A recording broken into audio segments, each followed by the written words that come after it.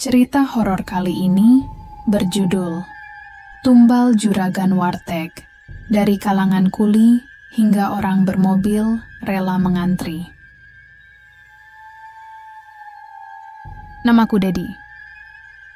Aku tinggal di Tambun, Bekasi. Bukan daerah elit, cuma kawasan padat dengan banyak pabrik dan buruh harian. Aku bukan lulusan kuliah, cuman lulusan SMK yang butuh kerja cepat. Uang harus masuk tiap minggu. Aku mulai bekerja sebagai pembantu dapur di sebuah warteg kecil. Warungnya biasa aja, tidak besar. Tidak ada logo atau spanduk promosi, hanya tulisan tangan di kaca. Menu lengkap, 8.000. Yang aneh, tiap hari warung itu ramai. Bahkan orang-orang dari Jakarta rela naik mobil cuman buat makan siang di situ.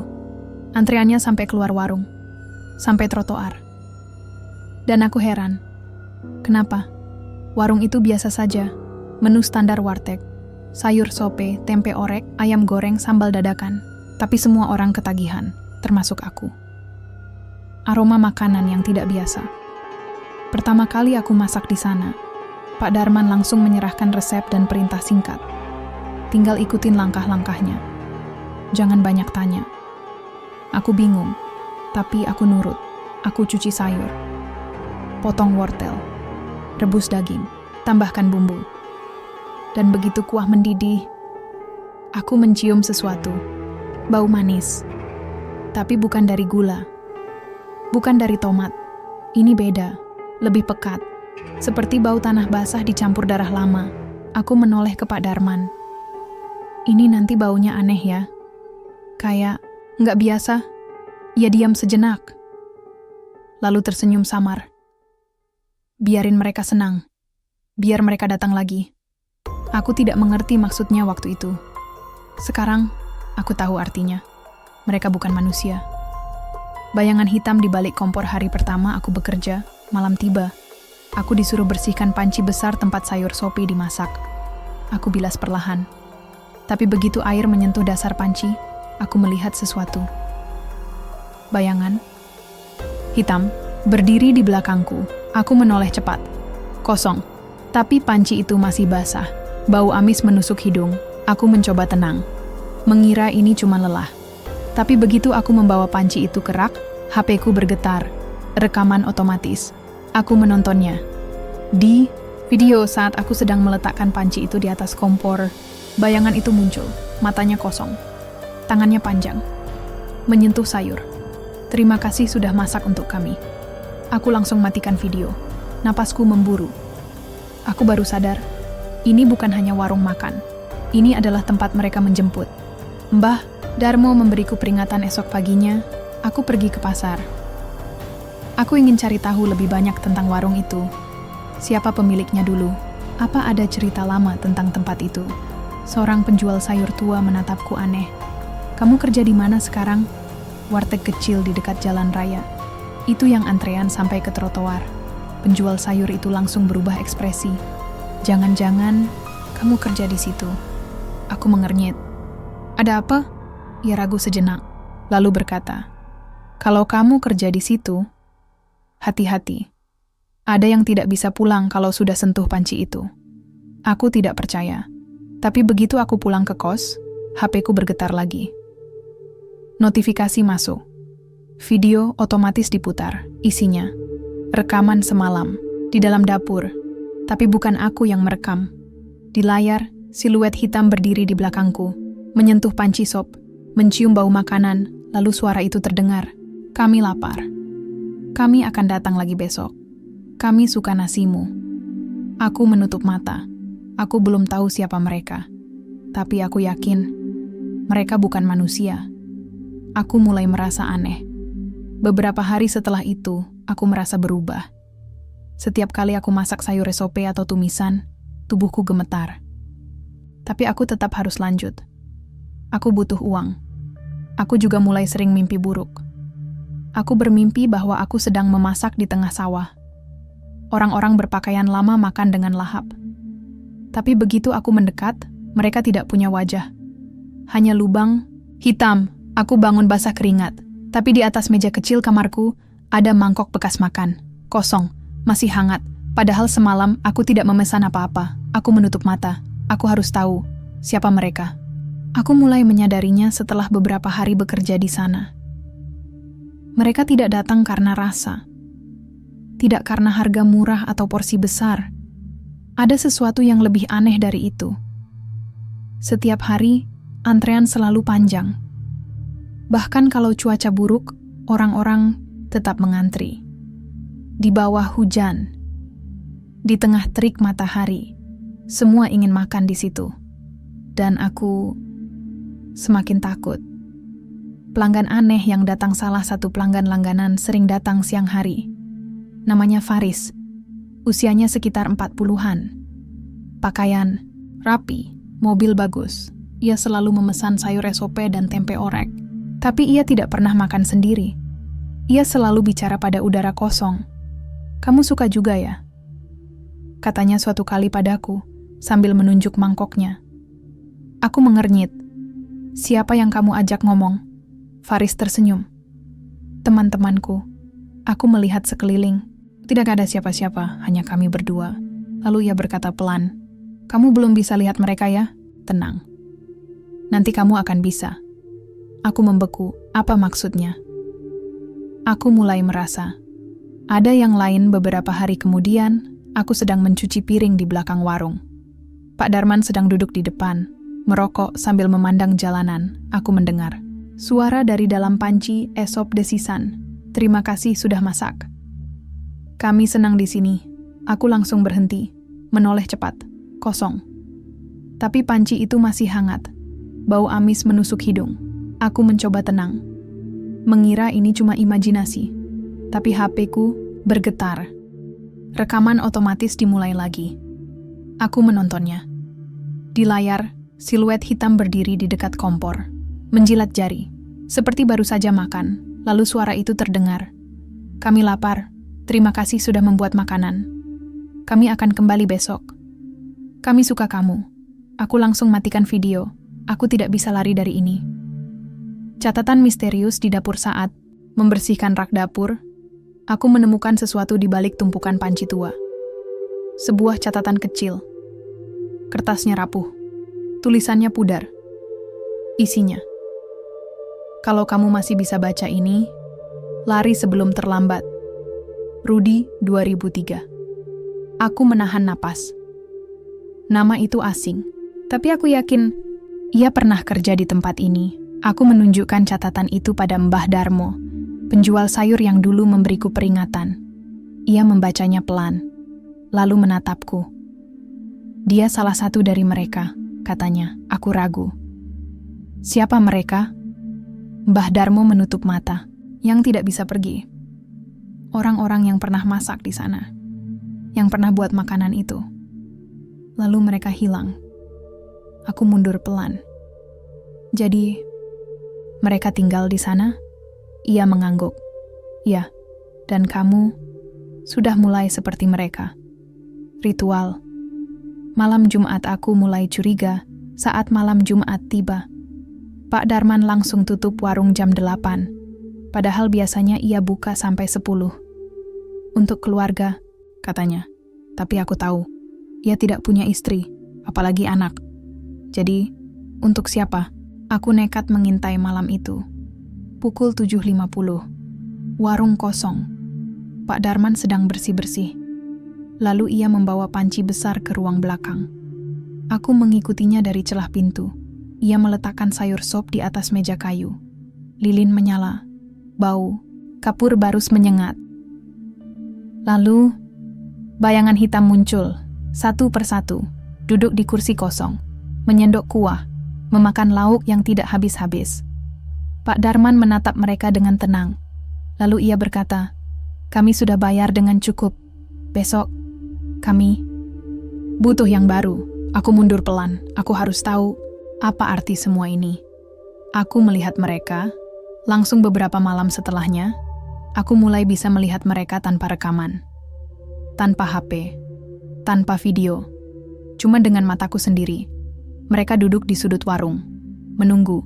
Menatapku. Wanita tua dengan wajah pucat. Pria bertopi yang jarang tersenyum. anak kecil yang main sendirian di luar. Semua makan di sana, tapi tidak pernah membayar, tidak pernah pergi. Faris, pelanggan setia itu, menatapku suatu pagi. Kamu mulai bisa lihat mereka juga, ya? Aku menahan napas. Siapa? Faris tersenyum samar. Yang tidak pernah pulang. Aku menutup mata. Aku tahu. Aku sudah terlalu dalam. Mereka ingin aku tetap di sana. Aku mencoba izin libur. Hanya sehari. Untuk istirahat. Tapi begitu aku pulang ke kos, HP-ku bergetar. Video otomatis direkam. Isinya, Pak Darman sedang memasak. Panci besar di atas api. Dan di sekelilingnya, siluet-siluet itu. Mereka menunggu. Lalu HP-ku bergetar lagi.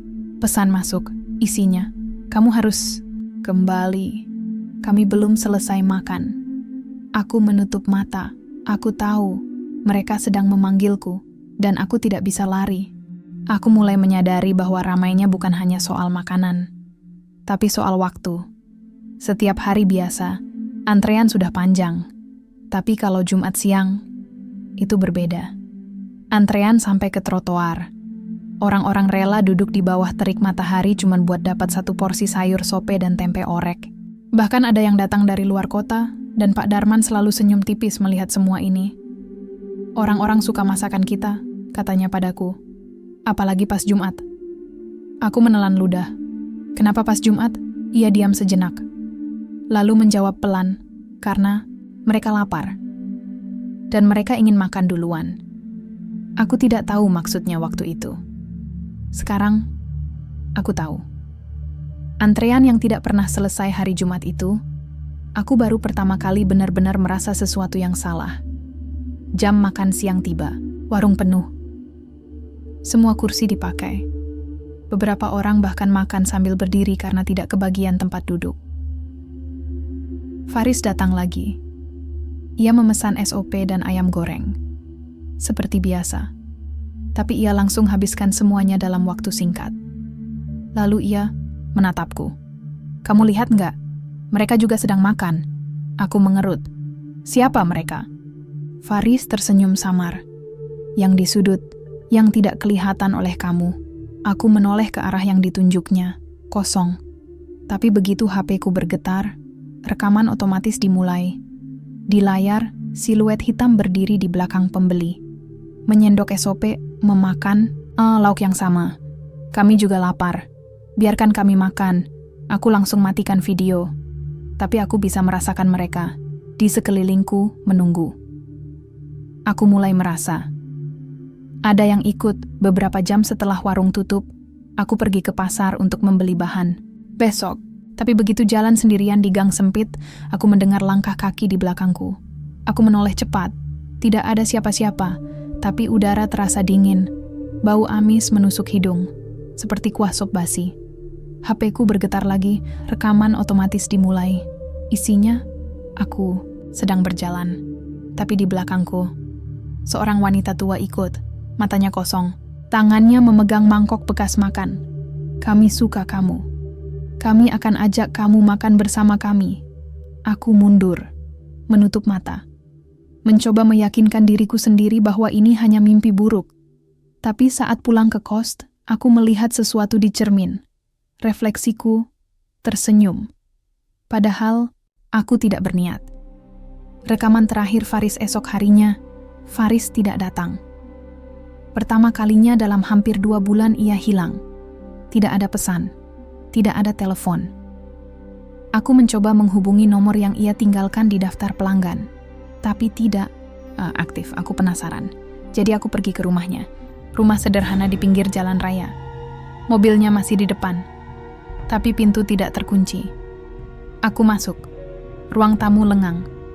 Tapi di atas meja, ada satu benda yang membuatku membeku. HP Faris. Masih menyala. Layarnya menunjukkan video yang direkam otomatis. Aku menontonnya. Isinya, Faris sedang makan SOP sendirian, tapi ia bicara pada udara kosong. Ayo, makanlah. Lalu ia berkata lagi, mereka di sini, di sekelilingku. HP-nya bergetar, lalu suara itu terdengar. Terima kasih sudah mengundang kami. Faris menoleh ke kamera. Senyumnya berubah, matanya gelap. Aku akan gantikan kamu, Mas Dedi. Aku sudah bisa lihat mereka. Aku akan jadi penjaga baru. Lalu HP-nya mati. Aku menutup mata. Aku tahu artinya. Faris sudah pergi, dan mungkin aku akan menyusul. Mbah Darmo memberiku jawaban aku. Pergi ke rumah Mbah Darmo pagi itu. Hatiku tidak tenang. Aku menunjukkan HP-ku. Rekaman bayangan hitam, catatan Rudi. Dan video terakhir Faris Mbah Darmo menatapku lama. Lalu ia berkata, "Kamu sudah di dalam lingkaran itu." Aku ragu. "Maksudmu?" Ia menepuk bahuku. "Warung itu bukan cuma tempat makan. Itu tempat ritual." Aku menahan napas. Dulu pemilik pertama warung itu membuat kesepakatan.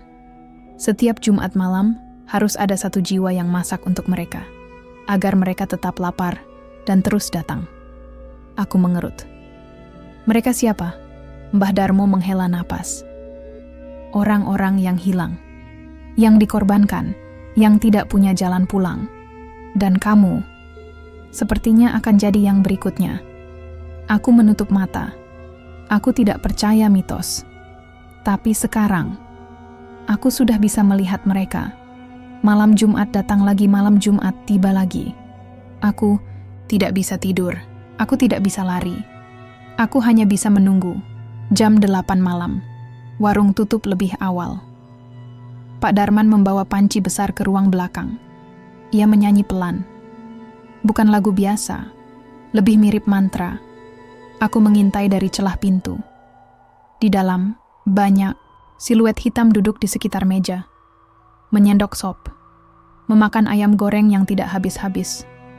Satu dari mereka menoleh. Matanya merah, suaranya rendah. "Kami belum selesai. Kami butuh yang baru. Kami butuh kamu." Aku mundur pelan. Aku tahu, ini belum selesai. Dan aku tahu satu hal. Kalau aku tidak kabur malam ini, aku akan menjadi bagian dari mereka. Aku tidak bisa tidur. Setiap kali aku menutup mata, bayangan mereka muncul. Siluet-siluet di sudut warung, menyendok sope, menjilat jari, tersenyum tanpa gigi. Dan bau itu, bau manis aneh itu terus menggantung di hidungku. Bukan dari gula, bukan dari tomat. Ini bau yang sama dengan yang kucium saat membersihkan panci besar. Bau amis, bau darah lama, bau kehilangan. Aku tahu sekarang. Makanan itu bukan untuk manusia biasa. Itu untuk mereka yang tidak pernah pulang. Aku mulai merasa, ada di dalamku beberapa hari setelah malam Jumat itu, aku mulai merasa ada yang ikut denganku. Aku masih bekerja di warteg. Pak Darman tidak marah karena aku tetap datang, tapi ia hanya tersenyum samar. "Kamu sudah dipilih," katanya suatu pagi. "Mereka senang padamu. Aku tidak ingin dipilih. Aku ingin keluar dari sini." Tapi tubuhku tidak seperti dulu. Aku sering melihat refleksiku di cermin berubah. Matanya berkaca-kaca. Bukan dari air mata, tapi dari sesuatu yang lebih dalam. Aku mencoba kabur. Aku nekat izin pada Pak Darman. "Saya mau istirahat sebentar, Bos. Saya capek." Ia diam cukup lama, lalu menjawab, "Tidak ada istirahat kalau kamu sudah masuk daftar kami." Aku membeku. "Daftar apa?" Catatan lama di balik kompor aku, nekat mencari jawaban sendiri. Suatu sore, saat Pak Darman pergi ke pasar, aku membongkar lemari dapur. Aku mencari resep asli. Bukti tentang siapa yang pernah kerja di sini. Di balik kompor tua, aku menemukan amplop coklat. Di dalamnya, beberapa foto hitam putih, orang-orang yang pernah bekerja di sana. Dedi, 2018. Hilang. Tidak ada kabar. Faris, 2020. Rumahnya kosong. Rudi, 2003. Tidak pernah kembali. Slamet, 2000. Ditemukan mati di sawah. Lina, 1998. Terakhir kali lihat di depan warung, aku menutup mata. Aku baru menyadari satu hal. Semua orang yang pernah masak di sana tidak pernah benar-benar pulang. Faris. Datang lagi malam itu, HP-ku bergetar. Notifikasi masuk. Video otomatis direkam. Aku menontonnya. Isinya, Faris sedang duduk di belakang warung. Sendirian. Tapi ia tidak sendirian. Bayangan hitam mengelilinginya. Ia tersenyum. Matanya gelap. Suaranya pelan. Aku sudah bagian dari mereka. Aku bisa rasakan mereka di dalamku. Kalau kamu masih bisa lihatku, maka kamu akan jadi yang berikutnya. Aku langsung matikan video.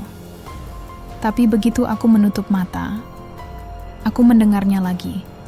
Dalam mimpi, kami lapar. Dan kamu belum tutup panci itu. Jadi, kamu harus tetap di sini. Aku menatap tanganku. Kulitnya dingin. Bau amis menyengat. Aku menutup mata. Aku bukan lagi pembantu dapur. Aku penjaga makanan mereka. Aku dipaksa masak. Lagi aku mencoba berhenti. Aku tinggalkan kosku. Aku pergi ke Depok, menumpang saudara, berharap mereka tidak menemukanku. Tapi begitu jam 8 malam tiba, HP-ku merekam otomatis. Di layar, Pak Darman sedang memasak sendiri. Panci besar berisi SOP, sayur dan ayam habis, dimasukkan.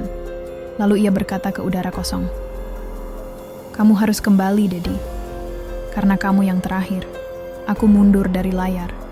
Napasku memburu. Lalu HP-ku bergetar. Pesan masuk. Isinya, "Kami tunggu kamu besok. Kami belum selesai makan." Aku menutup mata. Aku tahu aku harus kembali. Kalau tidak, mereka akan datang kepadaku. Aku melihat ritual lagi. Aku akhirnya kembali ke warteg. Malam Sabtu. Aku ingin melihat apakah ritual itu berlangsung setiap hari atau hanya Jumat. Pak Darman tidak terkejut.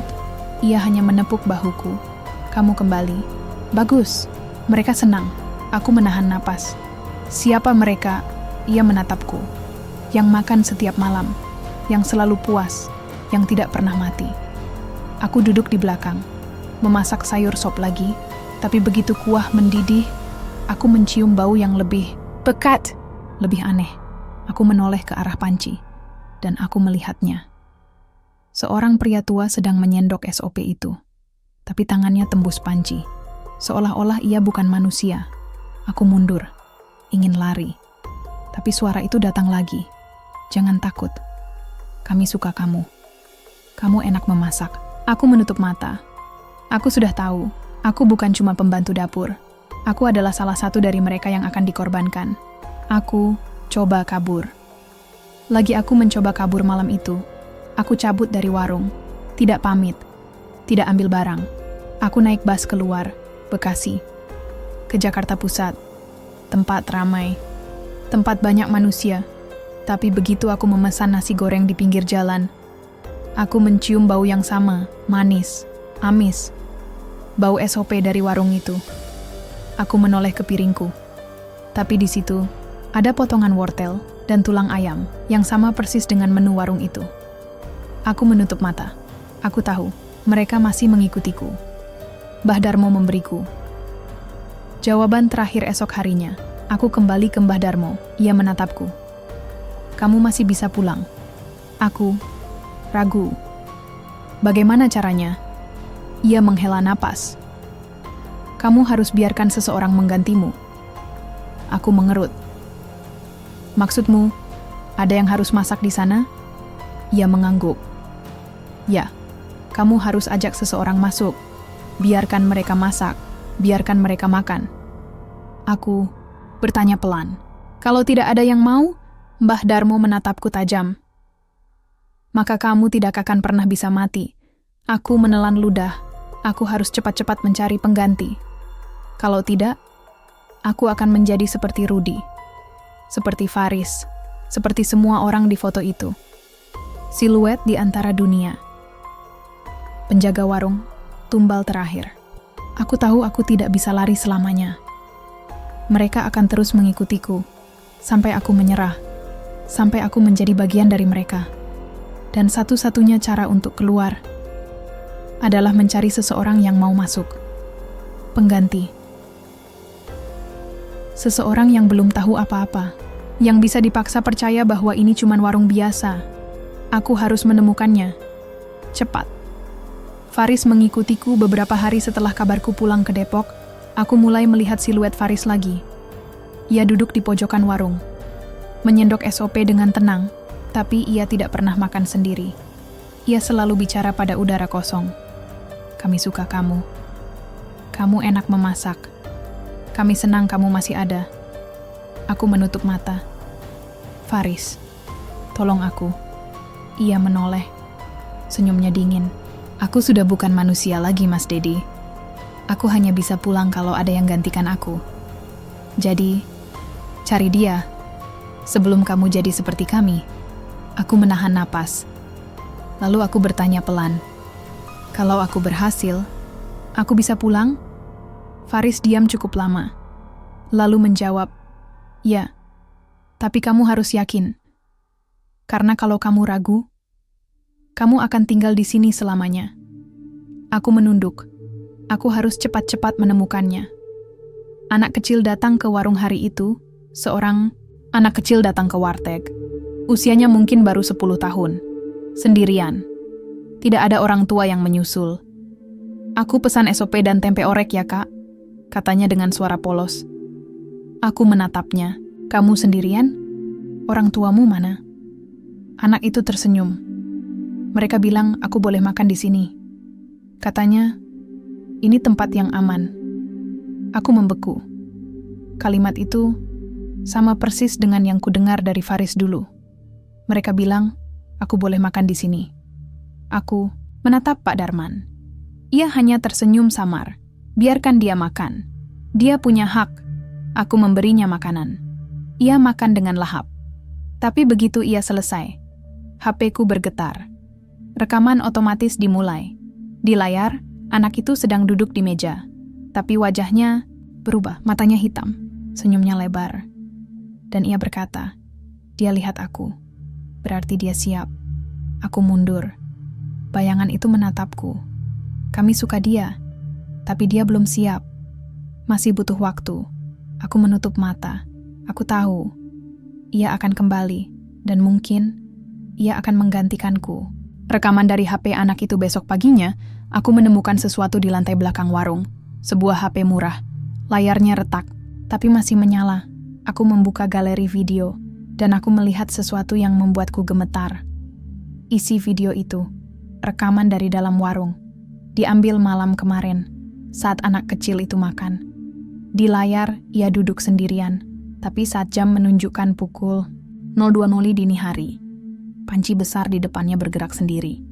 Sayur SOP itu bergolak, seperti ada yang menyentuhnya. Lalu suara itu terdengar dari speaker HP. Terima kasih sudah makan bersama kami. Kami senang kamu datang. Kami tunggu kamu besok. Aku langsung matikan video.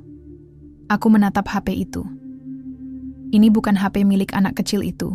Ini milik seseorang yang lebih tua. Dan aku tahu siapa pemilik aslinya. Faris, Mbah Darmo memberiku peringatan aku pergi ke rumah Mbah Darmo lagi.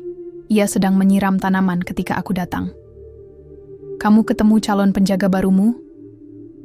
Tanyanya pelan. Aku menatapnya. Ada seorang anak kecil datang. Ia kayaknya mereka sukai. Mbah Darmo menghela napas panjang. Kalau mereka sukai, maka mereka akan ajak dia masuk. Aku ragu. Apakah itu artinya aku bisa pergi? Ia menatapku. Kamu harus pastikan dia masak.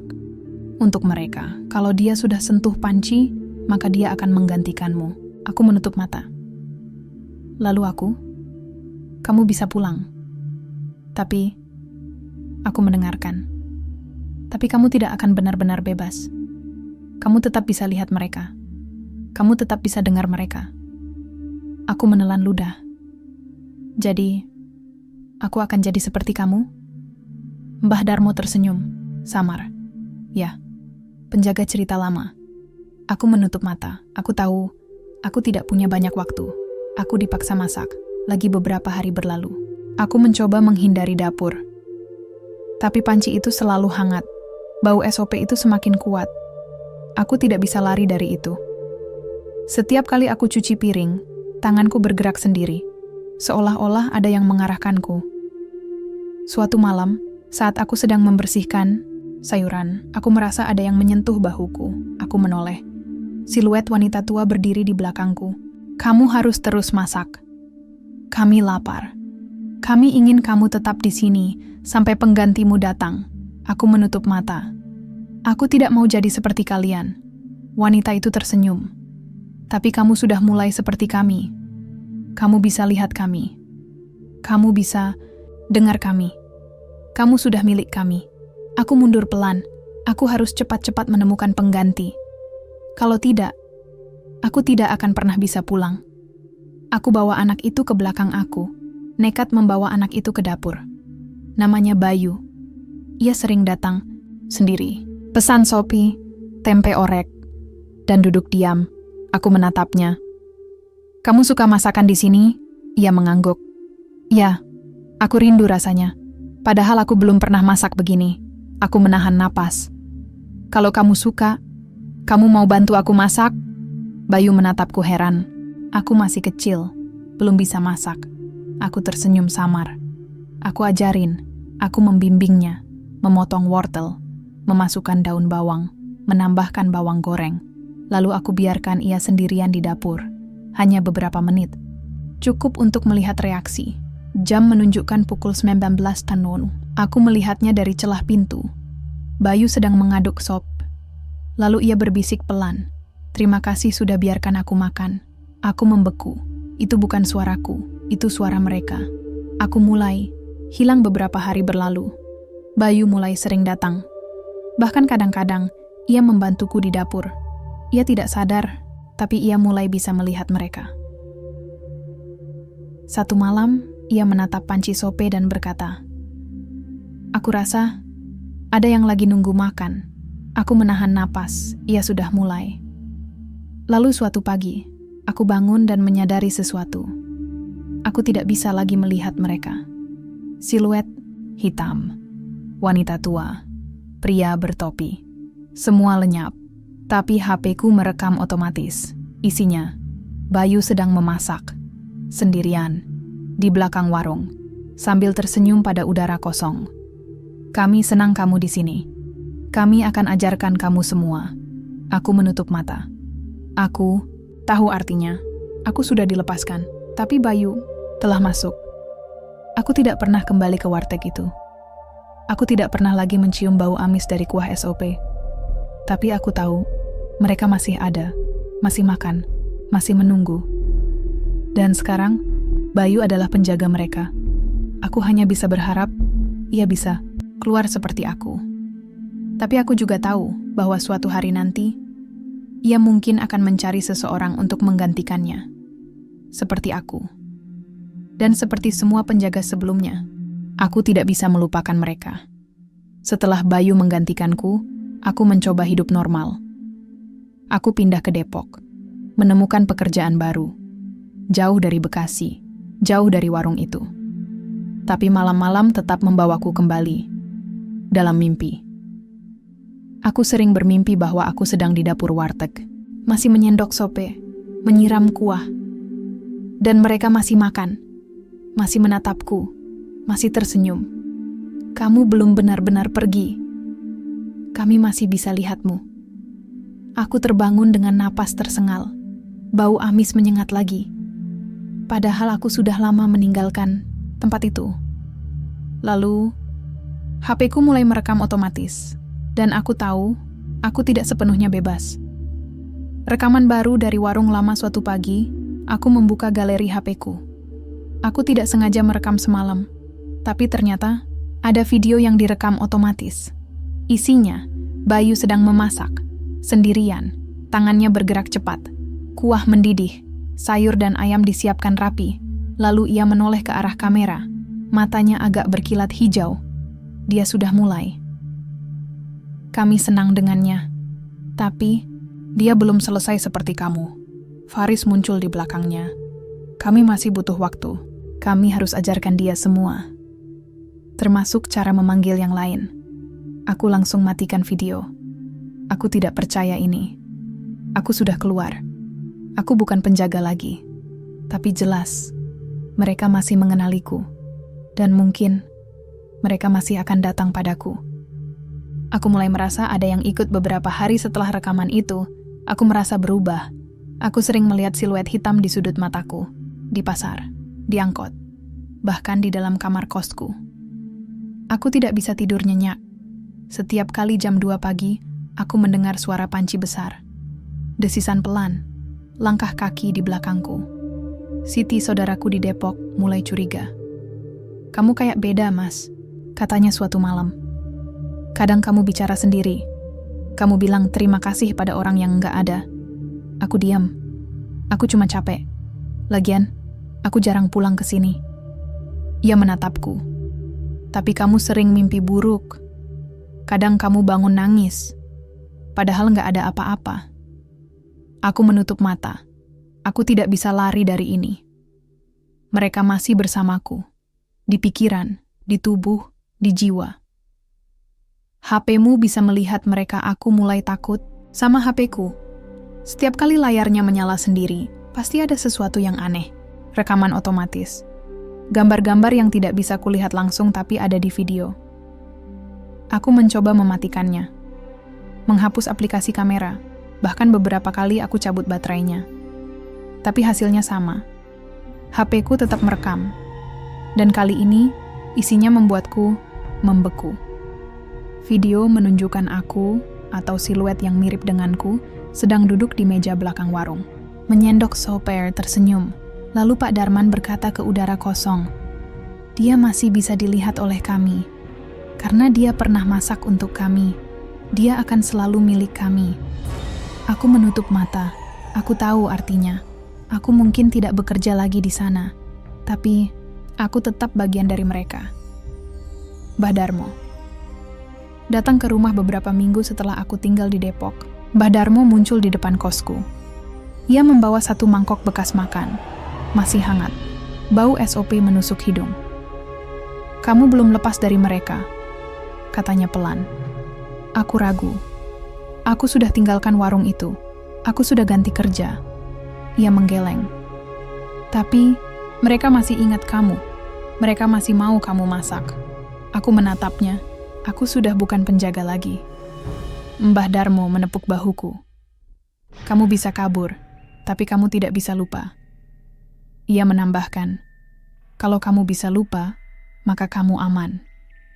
Tapi kalau kamu masih ingat, maka mereka bisa panggil kamu lagi." Aku menahan napas. "Jadi, aku masih bisa dipanggil?" Ia mengangguk. "Iya, sampai penggantimu benar-benar siap." Aku menatap mangkok itu, masih hangat. Seolah-olah baru saja disajikan dari warung itu. Aku pergi ke Bekasi, lagi aku nekat pergi ke Tambun lagi. Ingin tahu, apakah Bayu baik-baik saja? Ingin tahu apakah ia bisa keluar seperti aku. Warung itu masih ramai. Antrean sampai ke trotoar. Orang-orang tetap rela mengantri hanya untuk dapat SOP dan tempe orek. Pak Darman sedang duduk di kursi kayu. Ia melihatku dari kejauhan. "Aku tahu, kamu akan kembali." Aku ragu. "Aku cuma mau tahu, Bayu oke-oke aja ya?" Pak Darman tersenyum samar. Dia sudah mulai, tapi ia belum selesai. Aku mengerut. "Belum selesai? Maksudmu?" Ia menatapku dingin. "Kamu pikir kamu bisa lari begitu saja?" Aku mundur pelan. Lalu HP Bayu menyala. Ia sedang memasak di belakang. Rekaman otomatis dimulai. Di layar ia sedang menyendok SOP. Tapi ia tidak sendirian. Siluet Faris dan Lina berdiri di sekelilingnya. Menuntun tangannya. Memberinya resep rahasia. Ini caranya. "Begini cara biar mereka puas. Kamu harus tambahkan lebih banyak bumbu. Lebih banyak darah." Aku membeku. Dari mana mereka ambil bumbu itu? Catatan dari Bayu. Aku mencari Bayu. Ia keluar dari warung. Masih muda, masih polos. "Mas Dedi, kenapa kamu balik?" Aku menatapnya. "Aku cuma ingin tahu, kamu oke-oke saja?" Ia tersenyum. "Ya, cuman kadang aku mimpi aneh. Mimpi tentang sayur sop. Tentang orang yang makan tanpa wajah." Aku menahan napas.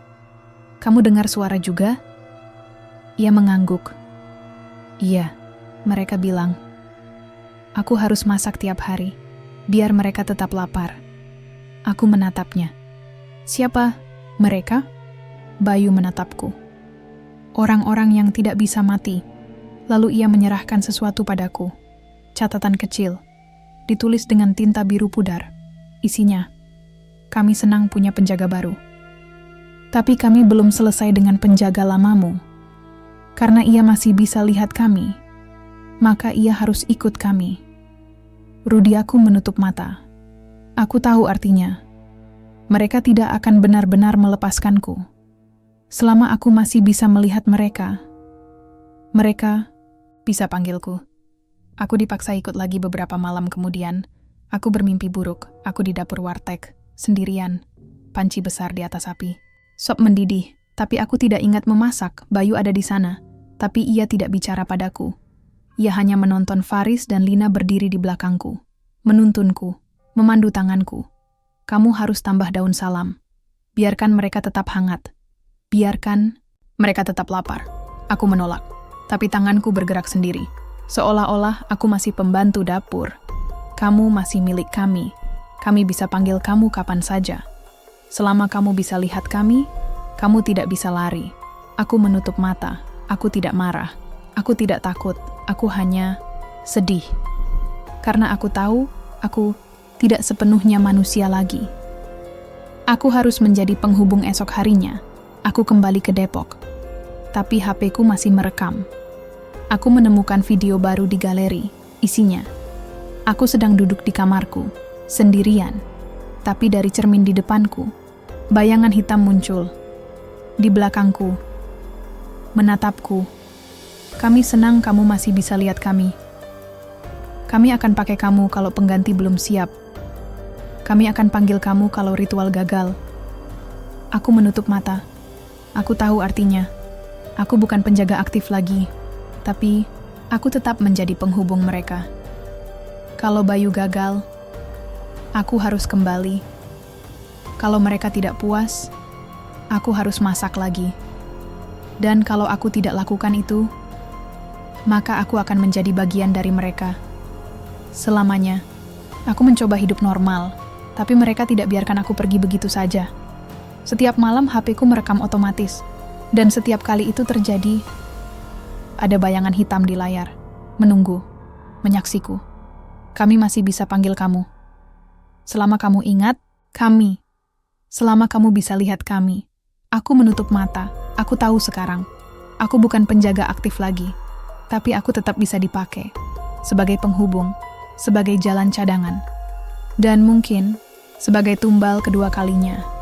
Bayangan datang. Lagi beberapa hari setelah aku kembali ke Depok, aku mulai melihat siluet itu lagi. Pertama kali di pasar, lalu di halte bus, di cermin kamar mandi, bahkan saat aku sedang tidur. Wanita, tua dengan rambut ikal. Pria bertopi yang matanya gelap. Anak kecil yang duduk sendirian. Mereka tidak menggangguku seperti dulu. Tapi mereka selalu ada. Menatapku, menungguku.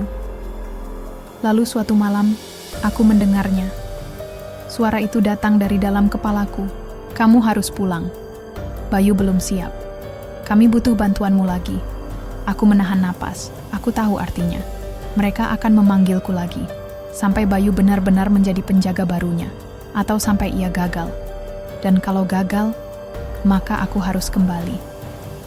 Rekaman dari warung itu aku menonton video baru dari HP-ku. Rekaman otomatis. Diambil semalam, isinya. Bayu sedang di dapur. Sendirian. Tangannya gemetar. Ia sedang menyendok sope ke mangkok. Lalu Pak Darman masuk. Ada yang tidak puas, katanya pelan. Bayu menatapnya cemas. Siapa? Pak Darman diam sejenak. Lalu berkata, yang lama. Layar mulai gelap. Lalu, siluet Faris muncul di belakang Bayu. Dia belum bisa lihat kami semua. Dia hanya bisa dengar kami. Tapi dia belum bisa bicara seperti kami. Faris menambahkan, jadi, kita butuh bantuan penjaga lama. Kamu, Mas Dedi. Kamu harus kembali. Aku langsung matikan video. Aku tidak percaya ini nyata. Tapi begitu jam 2 pagi tiba, panci di warung itu mulai bergetar. HP-ku menyala, dan aku melihat diriku sendiri di layar, berdiri di depan kompor, menyendok SOP dan tersenyum. Padahal aku tidak keluar rumah. Aku mulai hilang aku, tidak bisa tidur nyenyak. Setiap kali aku menutup mata, aku melihat dapur itu. Aku melihat panci besar. Aku melihat diriku sendiri sedang masak. Padahal aku sudah tinggal di Depok. Siti mulai curiga. Mas Edi, kamu sering ngomong sendiri. Kamu bilang terima kasih pada seseorang yang tidak ada. Aku menatapnya. Aku cuma mimpi buruk. Ia ragu. Tapi kamu kayak beda. Bau badan kamu juga aneh. Kayak amis. Aku menelan ludah. Aku tidak bisa membantah lagi. Aku sudah mulai merasa dingin menjalar di tubuhku. Udara panas Jakarta tidak mempan padaku. Aku sudah bukan sepenuhnya manusia. Aku kembali ke Tambun aku, nekat naik bus ke Tambun. Ingin tahu apakah Bayu baik-baik saja. Ingin tahu apakah Pak Darman masih seperti biasa. Warung itu masih ramai. Antrean panjang. Seperti biasa. Tapi begitu aku masuk, semua orang menatapku. Tidak ada yang marah. Tapi semua menatapku seperti kenal. Faris muncul di sudut dapur. Ia tersenyum. Kamu kembali. Berarti kamu masih milik kami. Aku menatap Bayu. Kamu oke-oke aja? Ia mengangguk. Ya, cuma kadang aku dengar sesuatu. Aku mengerut. Apa? Waktu jam 2 pagi, aku dengar langkah kaki di belakangku. Tapi tidak ada siapa-siapa. Aku menutup mata. Itu sudah dimulai. Bayu sedang diajari oleh mereka. Pelan-pelan, satu persatu. Mbah Darmo memberiku. Pesan terakhir aku pergi ke rumah Mbah Darmo lagi. Ia langsung tahu aku akan datang. Kamu kembali, katanya tanpa menoleh. Aku ragu. Aku tidak sengaja, tapi aku merasa mereka panggil aku lagi. Ia menghela napas. Karena kamu belum sepenuhnya lepas. Aku menatapnya. Apa maksudmu? Mbah Darmo menepuk bahuku. Penjaga lama tidak pernah benar-benar bebas. Kalau kamu masih bisa lihat mereka, kamu tetap bisa dipakai. Aku mundur pelan. Jadi, aku bisa kena paksa untuk kembali? Ia mengangguk. Ya, selama kamu tidak lupa. Mereka bisa panggil kamu. Lalu ia tambahkan. Tapi kamu punya pilihan. Kamu bisa biarkan Bayu selesai sendiri. Atau kamu bisa bantu dia lebih cepat. Bagaimana caranya? Mbah Darmo menatapku. Ajarkan dia cara memanggil mereka. Cara menyelesaikan ritual. Biarkan dia selesai. Biar kamu bisa benar-benar pulang. Aku menahan napas. Aku harus kembali ke warung itu. Untuk terakhir kalinya. Ritual Jumat malam. Dimulai lagi aku menunggu ritual Jumat malam. Bayu sudah tahu aturan sekarang. Jam 8 malam, warung tutup. Tapi ia belum pernah ikutan ritual itu. Sendiri, aku membawanya ke ruang belakang. Kamu harus masak sope, tapi tambahkan 1 sendok garam lebih banyak. Ia menatapku. Kenapa? Agar mereka puas. Agar mereka terus lapar. Agar mereka terus datang. Bayu mengangguk. Lalu ia mulai memasak. Aku duduk di kursi kayu, menonton jam, menunjukkan pukul 8 malam. Lilin menyala. Bau kapur barus menyengat, dan tepat pukul 08.13, panci sope mulai bergetar. Bayangan hitam muncul, satu persatu, duduk di meja, menyendok kuah. Terima kasih, penjaga baru. Kami senang kamu di sini. Bayu menatap mereka. Aku bisa lihat kalian? Salah, satunya menjawab. Kamu hampir bisa, tapi kamu masih butuh bantuan. Karena penjaga lamamu masih di sini. Aku membeku. Aku tidak menyadari bahwa aku adalah bagian dari ritual itu. Aku adalah penjaga lama yang masih hadir.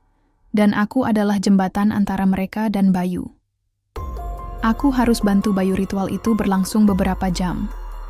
Bayu duduk di tengah ruangan, menyendok sop, memakan tempe orek. Tapi ia tidak habiskan semuanya. Ia hanya makan separuh. Lalu ia letakkan sendok. Kami belum puas. Kami ingin lebih. Kami ingin kamu selesaikan semuanya, termasuk janji lama. Aku menatap Pak Darman. Janji apa? Ia menatapku. Janji tiap penjaga harus ajarkan penggantinya. Kalau tidak, maka ia tidak akan bisa kontrol mereka. Aku mengerut. Kalau tidak bisa kontrol, lalu apa yang terjadi? Faris muncul di dekatku. Kami akan ambil alih. Aku menutup mata. Aku tahu aku harus bantu Bayu. Kalau tidak, ia akan hilang seperti Rudi, seperti Faris, seperti semua penjaga sebelumnya. Aku mengajarinya. Aku mengajari Bayu cara membuat SOP yang benar. Bukan resep biasa. Ini tentang cara memanggil mereka. Tentang bagaimana menyenangkan mereka. Kamu harus tambah daun salam ekstra. Dan 1 sendok gula. Mengapa? Tanyanya. Agar mereka senang. Agar mereka mau pergi. Bayu menatapku. Mereka dendam? Aku menggeleng. Tidak. Mereka hanya ingin makan. Mereka hanya ingin dikenang. Lalu aku memberinya catatan kecil. Catatan dari zaman Pak Slamet dulu. 1 jiwa untuk 1 resep. 1 penjaga untuk 1 generasi. Kalau kamu tidak selesai, maka kamu akan jadi salah satu dari kami. Bayu membacanya pelan. Lalu ia menatapku. Kamu masih bisa pulang ya? Aku tersenyum samar. Aku sedang mencoba. Lalu aku menambahkan. Tapi kalau kamu gagal, aku harus kembali. Bayu menunduk. Kalau begitu, aku harus berhasil. Aku menepuk bahunya. Ya, kamu harus berhasil. Karena kalau tidak, aku tidak akan pernah bisa mati. Aku tahu sekarang, Bayu belum sepenuhnya bisa melihat mereka. Ia hanya bisa merasakan sesuatu yang aneh. Bau amis di udara, suara langkah kaki saat warung kosong, dan panci sop yang kadang terasa lebih hangat meski tidak ada api. Ia mulai curiga, tapi ia masih percaya bahwa ini cuma perasaan aneh. Sampai suatu malam, ia gagal memanggil mereka dengan benar. Malam Jumat yang gagal malam itu, aku dan Bayu sedang menyiapkan ritual Jumat seperti biasa. Pukul 07.45. Warung tutup. Pelanggan terakhir keluar. Aku membantunya menyusun meja, menyalakan lilin, menyajikan SOP di atas mangkok besar. Lalu jam berganti ke 08.00. Kami duduk di dalam, menunggu. Tapi tidak ada yang muncul, tidak ada siluet hitam. Tidak ada bisikan pelan, tidak ada aroma amis. Bayu menatapku cemas. Mereka tidak datang, aku mengerut. Mereka pasti datang, mereka selalu datang. Kalau begitu, kenapa sekarang tidak? Aku diam, lalu HP-ku bergetar. Rekaman otomatis dimulai. Isinya, ruangan gelap. Panci sop tidak beruap. Meja kosong. Lalu suara itu terdengar. Dia belum siap. Dia tidak panggil kami dengan benar. Jadi, kita harus paksa dia. Aku langsung matikan video. Bayu menatapku. Ada apa, Mas Edi? Aku menahan napas. Mereka marah karena kamu tidak selesaikan ritual. Bayu mundur. Apa maksudmu? Aku sudah ikut semua yang kamu ajarkan. Aku menggeleng. Tapi kamu lupa satu hal. Apa? Aku menatapnya tajam. Kamu harus panggil mereka dengan nama asli. Bayu membeku. Siapa mereka? Aku menjawab pelan. Pembeli pertama, penjaga sebelumku. Jiwa yang dulu juga punya resep ini. Nama-nama yang harus. Disebut aku membawa Bayu ke belakang warung. Di sana, aku menunjukkan foto-foto lama dari mantan pembantu dapur. Faris, Rudi, Slamet, Siti, Adi, Lina. Semua penjaga sebelumku, kataku. Bayu menatap foto itu. Mereka semuanya hilang, aku mengangguk. Ya, semua jadi bagian dari mereka. Lalu aku menambahkan, tapi kalau kamu ingin tetap hidup, kamu harus panggil mereka, satu persatu. Bayu, ragu. Bagaimana caranya? Aku menatap panci sope. Sebut nama mereka. Saat jam ganjil, di depan panci. Biarkan mereka masuk, biarkan mereka makan. Bayu menahan napas. Dan kalau tidak, aku menutup mata. Kalau tidak, mereka akan masuk ke tubuhmu. Tanpa izin, tanpa sopan santun. Bayu menelan ludah. Berarti, mereka bisa ambil alih aku? Aku mengangguk pelan. Ya, dan kamu akan jadi seperti Pak Darman, seperti Faris, seperti aku. Bayu menatapku. Tapi kamu kan sudah keluar. Aku tersenyum samar. Aku belum sepenuhnya keluar. Aku hanya bisa pulang selama kamu menggantikanku. Mereka datang sendiri beberapa hari setelah ritual gagal itu. Aku melihat Bayu mulai berubah. Ia sering menoleh ke udara kosong. Kadang tersenyum sendirian. Bahkan suatu pagi, ia bicara dengan seseorang yang tidak kulihat. Aku menepuk bahannya. Kamu lihat mereka ya? Ia mengernyit. Belum jelas, tapi aku dengar mereka. Mereka bilang aku enak masak sope. Aku menutup mata. Ini buruk. Kalau mereka mulai mendekat tanpa dipanggil, maka ritual itu sedang lepas kendali. Dan itu artinya, Bayu tidak punya cukup kuasa untuk mengendalikan mereka. Mbah Darmo memberiku jawaban aku pergi ke rumah Mbah Darmo lagi.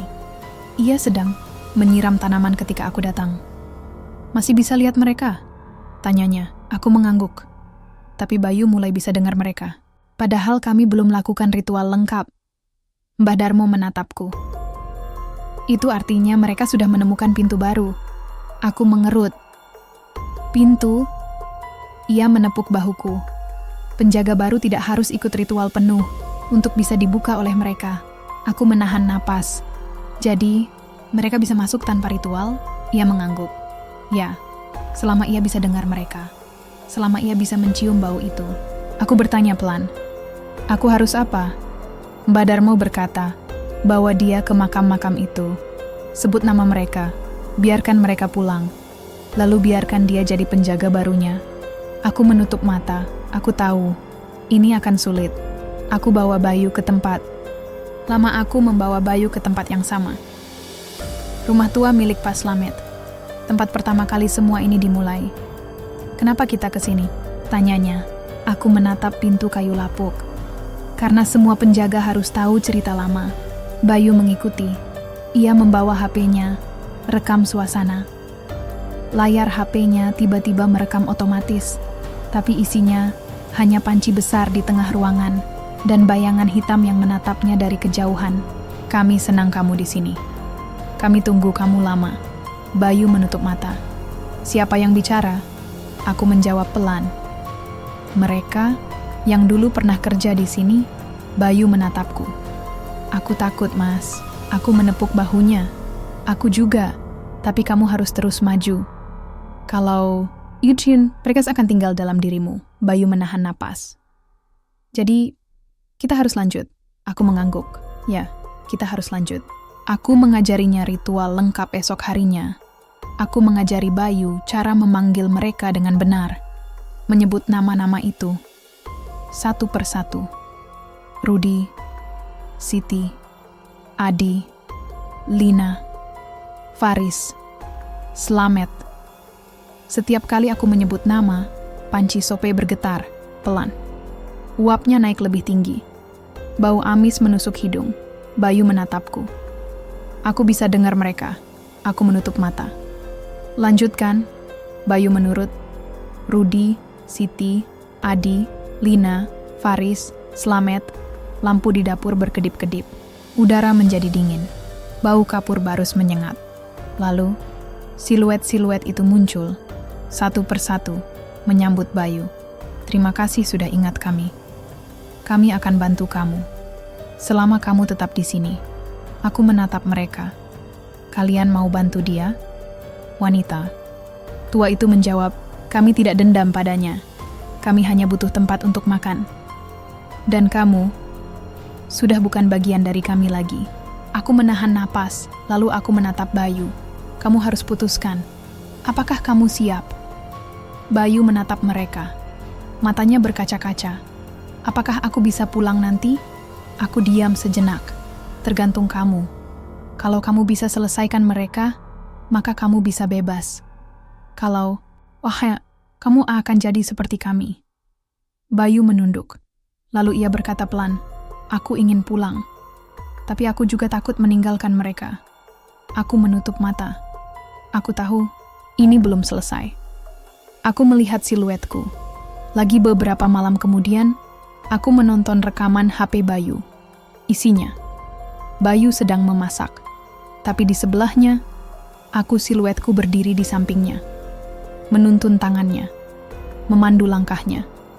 Kamu harus tambah daun salam. Biarkan mereka puas, agar kamu bisa pulang. Lalu suara lain terdengar. Lebih rendah, lebih dingin. Tapi kalau kamu gagal, kamu akan jadi seperti dia. Penjaga yang tidak bisa mati. Aku langsung matikan video. Aku menatap wajahku di cermin. Matanya hijau. Senyumku bukan milikku.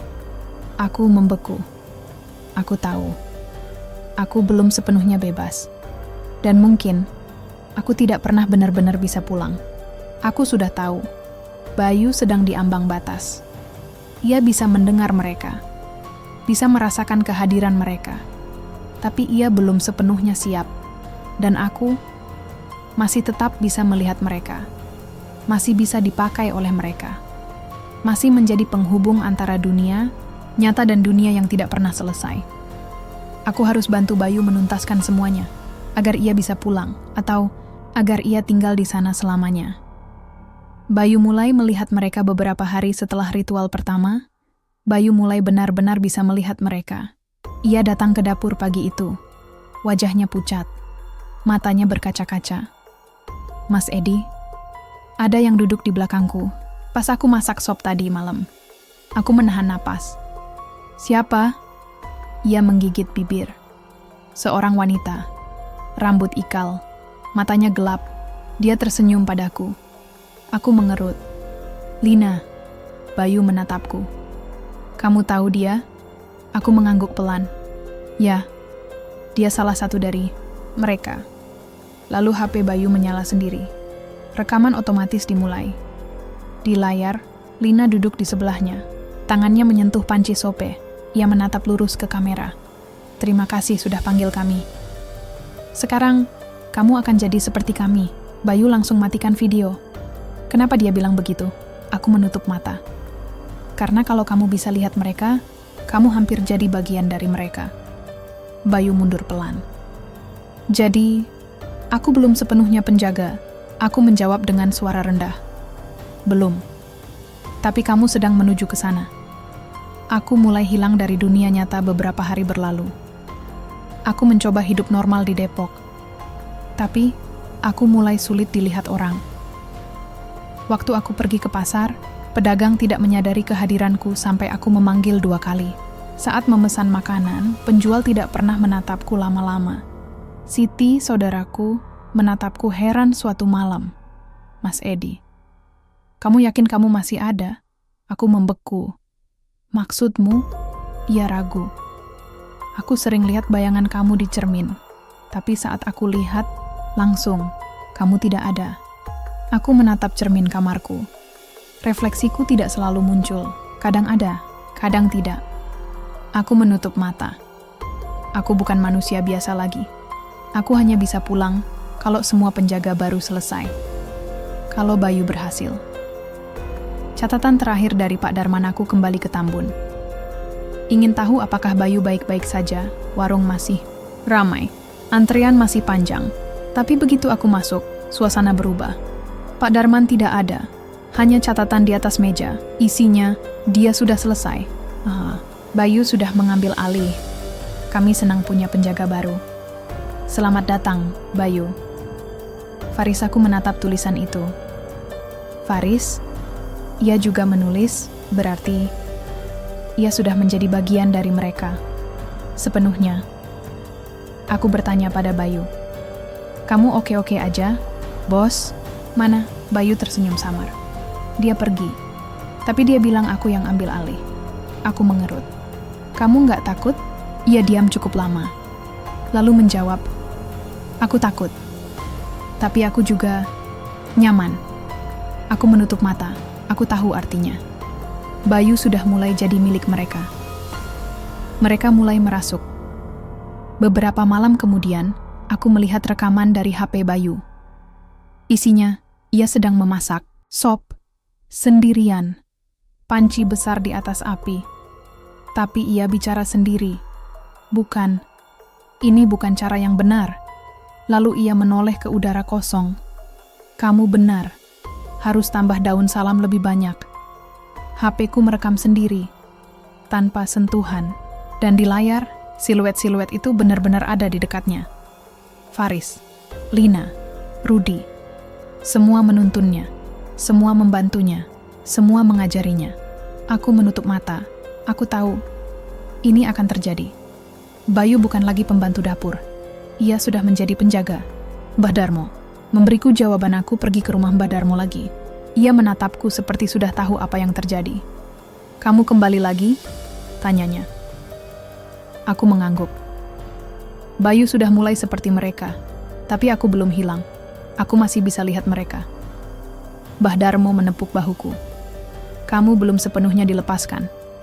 Aku menatapnya. Jadi, aku bisa dipaksa kembali ke sana? Ia menghela napas. Ya, selama kamu masih bisa lihat mereka, kamu tetap bisa dipakai. Aku ragu. Lalu bagaimana caranya aku benar-benar pulang? Mbah Darmo menatapku. Kamu harus biarkan Bayu selesaikan semuanya. Selesaikan apa? Janji lama. Setiap penjaga harus selesaikan urusan jiwa sebelum bisa pergi. Aku menutup mata. Lalu aku bertanya, kalau dia gagal, maka aku harus kembali. Mbah Darmo mengangguk pelan. Ya, karena kontrak itu belum habis.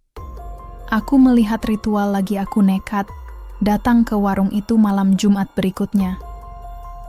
Bayu sedang melakukan ritual. Lilin menyala. Sop disajikan di atas meja. Mangkok-mangkok kosong berderet rapi. Ia duduk di kursi. Menyebut nama-nama itu. Rudi, Siti, Adi, Lina, Faris. Lalu dari balik dinding mereka muncul.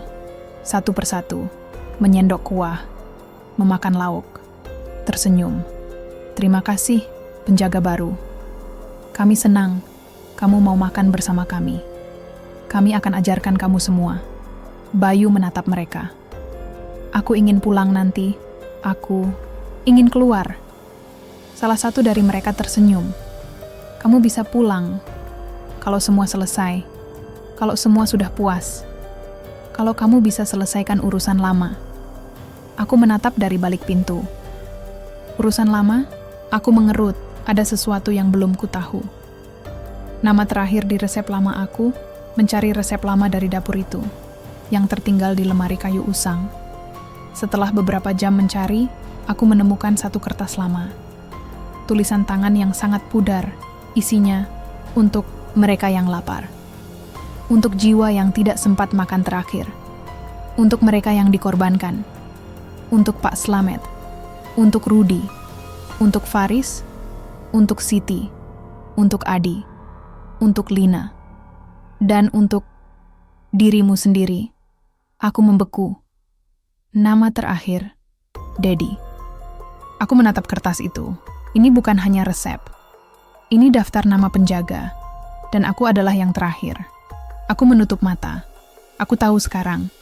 Aku harus selesaikan urusanku sendiri. Baru aku bisa benar-benar pulang. Aku bertemu siluetku sendiri suatu malam saat aku tidur. Aku bermimpi aneh.